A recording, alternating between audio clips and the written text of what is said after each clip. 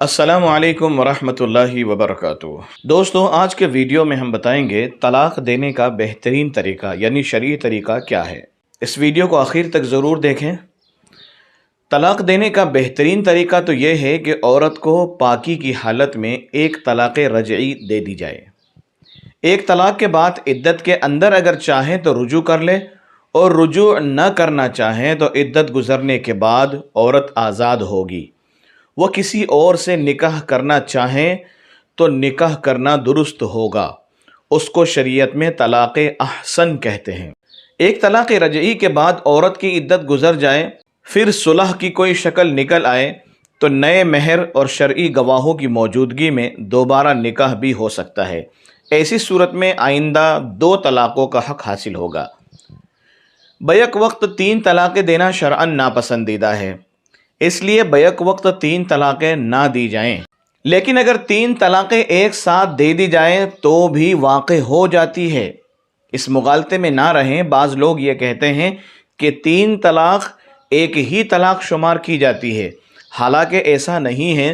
3 طلاقیں اگر کسی نے ایک ہی مجلس میں دے دی تو 3 طلاقیں بھی واقع ہو جاتی ہے، اور 3 طلاق کے بعد رجوع کی گنجائش بھی نہیں رہتی۔ حضرت مفتی عبدالرحیم صاحب لاجپوری رحمۃ اللہ علیہ لکھتے ہیں، بلا وجہ کسی شرعی عذر کے طلاق دینا سخت گناہ ہے۔ اللہ تعالیٰ کو ناراض کرنا اور شیطان کو خوش کرنا ہے۔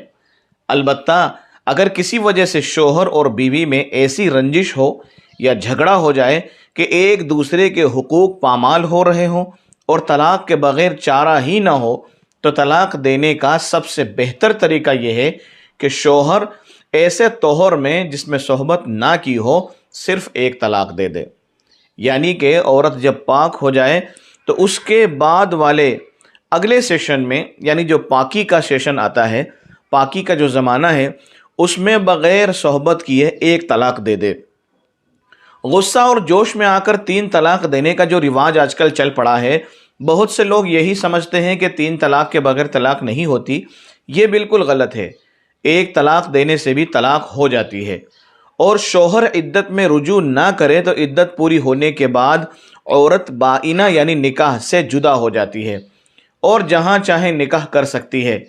جوش اور غصے میں آ کر 3 طلاق دے دیتے ہیں، اور جب جوش اور غصہ ختم ہوتا ہے تو پچھتاتے اور پریشان ہوتے رہتے ہیں۔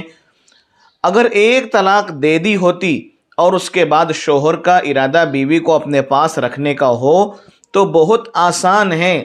صرف قولاً یعنی کہہ دے کہ میں رجوع کرتا ہوں، یا عملاً یعنی بوسہ وغیرہ لے لے، یا اس کو بغل گیر کر لے، یا اس کو اپنے سے چمٹا لے، تو اس سے بھی رجوع ہو جاتا ہے۔ عورت اس کے نکاح میں رہے گی۔ رجوع کرے اس وقت گواہ بنا لینا بھی بہتر ہے، اور اگر عدت پوری ہو گئی اور اس کے بعد دونوں کا ارادہ ساتھ رہنے کا ہو جائے تو دونوں کی رضامندی سے دوبارہ نکاح کرنا ہوگا۔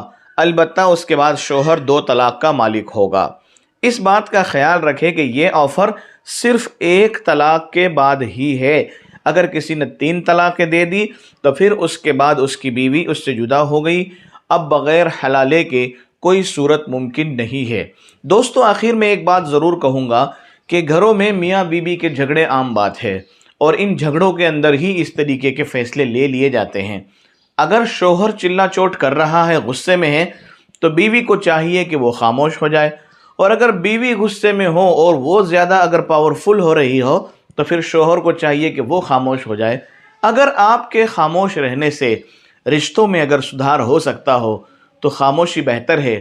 کسی کہنے والے نے بہت ہی اچھی بات کہی ہے کہ اگر بولنا اگر چاندی ہے تو خاموش رہنا سونا ہے۔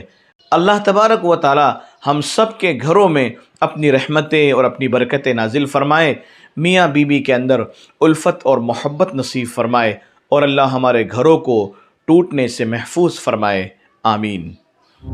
ہماری یوٹیوب چینل راہ سنت کو سبسکرائب کریں، لائک کریں اور شیئر کرنا نہ بھولیں۔ جزاک اللہ خیر۔